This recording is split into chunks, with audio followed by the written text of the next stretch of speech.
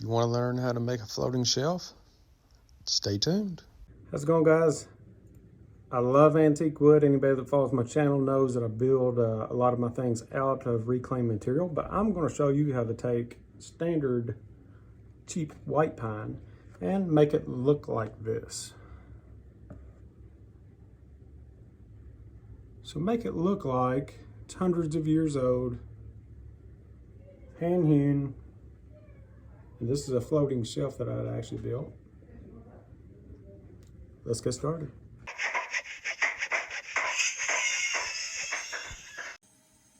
Okay, so we're going to start out by ripping down our material to the length and the width of the shelf that you would like to build. The particular shelf that I built earlier was a small one for a restroom, so it was 6 inches deep and 4 inches wide. So that means for this project I would be needing 2 boards that were 3 foot long by 6 inches wide, as well as 1 board that was 3 foot long and 4 inches wide, which will be the front. We also need the extra material for the end caps as well. You can usually use those from the scraps. What I'm showing you here is that I'm putting one edge of all of the long boards on a 45-degree angle. Only one edge will be needed to be on the 45 because the back side of it will be up against the wall and need to be flush. Now we'll use our miter saw to put the ends on 45s as well. So both ends of all 3 long boards will need to be on 45s. 45-degree angle will be the only angles that we will be using. So now you can see I have my 3 long boards cut at 45s with the smaller 4-inch in the center, and I'm going to seat them together and glue them up. I like to use painter's tape just to help keep the boards in place while I'm doing this and for the next process of nailing. Once she's all glued up, you can fold the boards up, mating the 45s, and holding it together with the painter's tape while we easily nail the boards together. After we have everything nailed up and waiting on the glue to dry, make sure to add plenty of clamps. Now we're going to be making the end caps out of some of the 4-inch material. Again, 45-degree angles on 3 sides. And I'm going to use 1 board for both of my end caps, so make sure that it's plenty long enough to split in half. Now you can see that I have my end caps, 3 45s, and they'll fit perfectly. Throw a few nails and glue in that and wait for it to dry. Now I'm going to sand this. I'm showing this because some people will not want to distress it any further than what it is. If you are not going to distress it, this will be your final steps. You can stain it and use French cleats, which I'll show in a bit, and that will be it. Here I'm simply sinking the nails a little further down for the next step of grinding. This is what I call a flap grinder or a flap sander. I know a lot of people call it different things, but the main purpose of this is to add depth. This is going to represent the years of wear, tear that this wood has gone through. You're going to be taking off any sharp edges. Again, just making divots, making contours, basically adding dimension to the wood. Now for the fun part, we're going to add the hue marks.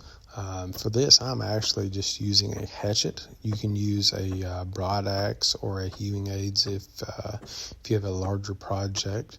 But for this smaller build, this works out perfect. My hatchet here was a bit dull, but worked out great. So what you want to do is go in at an angle and then pull backwards.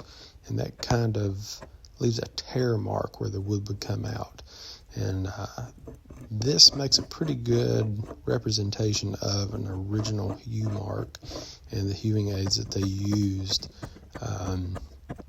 to do that. Now I'm going to take a piece of oak. You need a hardwood to make your French cleat.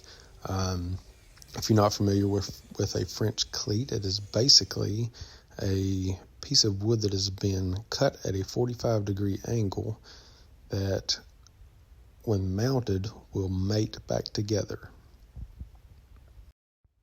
This makes for very easy installation. One half of it will actually be on your floating shelf while the other mounted to the wall.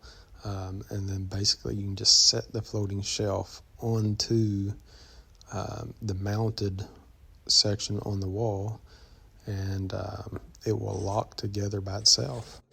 So what I'm doing here is just attaching one half of that French cleat to the inside of my floating shelf. Make sure that the 45 is pointed inward for the shelf, and that's all I'm doing is pre-drilling holes and the countersinks for my screws. That way they are hidden. I installed these screws about half the thickness of my material. I wanted to make sure to get them plenty deep enough, that way that my distressing wouldn't interfere or hit the screw heads.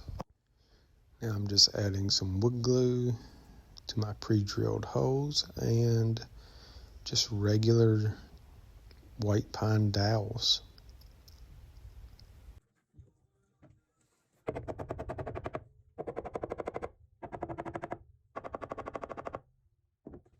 And you do not even have to wait for these to dry to go ahead and cut those off. Okay, now I'm just going to use a small blade on a Dremel tool to simulate age cracking. All wood cracks with time, but you do not want to get carried away with this. Okay, now I'm using a very small nail to simulate worm holes. Just randomly poke very small holes all throughout the material to add character. And I keep some old hand-forged square nails that I like to add dents into material, again, just for character. And now we get to the most important part of the whole project, the wire wheel texturing. For this small build, I'm using a wire wheel just with my cordless drill. For larger builds, you would probably want to use an angle grinder with a wire wheel.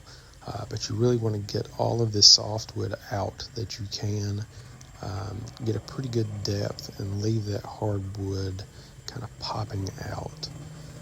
This will take a little while and produce a lot of dust. But as you can see, so sweep that away, it creates a great weathered look. Looks like the material has been sitting outside, being beat by the rain, the sun. Really adds and makes the piece.